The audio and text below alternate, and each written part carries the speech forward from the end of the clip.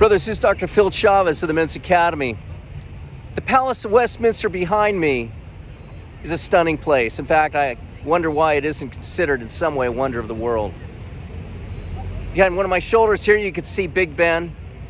And within this complex of buildings, there's the House of Commons, the House of Lords, Houses of Parliament, and also to my other shoulder, you can see Westminster Hall. A lot of great activities were held there. The Queen was laid in state there. Many great meetings and assemblies there. Great men were also judged there, including William Wallace and St. Thomas More.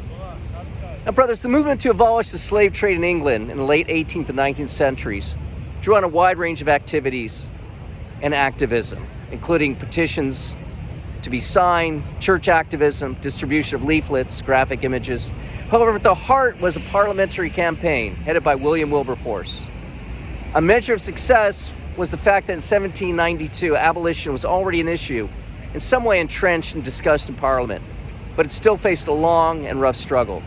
Now, Wilberforce was not formally involved. He was asked by his close friend, newly elected Prime Minister William Pitt, to become the parliamentary spokesperson for the campaign in 1787. The London Committee, part of the Society for Effecting the Abolition of Slave Trade, made occasional contact with Wilberforce from October 1787, mainly to influence him to raise the issues and debates. He formally joined the committee in 1791 and became their spokesperson in the House of Commons. In May 1789, Wilberforce pushed for a committee to consider the anti-slave petitions that had been presented to the House. And he made long speeches emphasizing the harsh realities of the slave trade. Parliament, though, long maneuvered for gradual emancipation. But subsequent debates followed March 16th and June 11th, 1824, in which Wilberforce made his last speeches in the House of Commons and in which he saw the emancipationists outsmarted by the ministry government. But he didn't give up.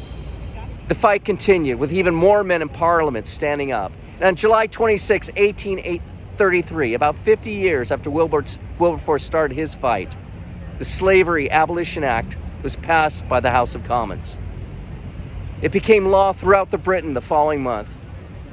3 days later, William Wilberforce died on July 29, 1833. He's interred at Westminster Abbey, the Abbey nearby me, over my other shoulder. Brothers, the fight for the protection of human life is a long and rough struggle. As Christian men, brothers, we do not give up. God be with you.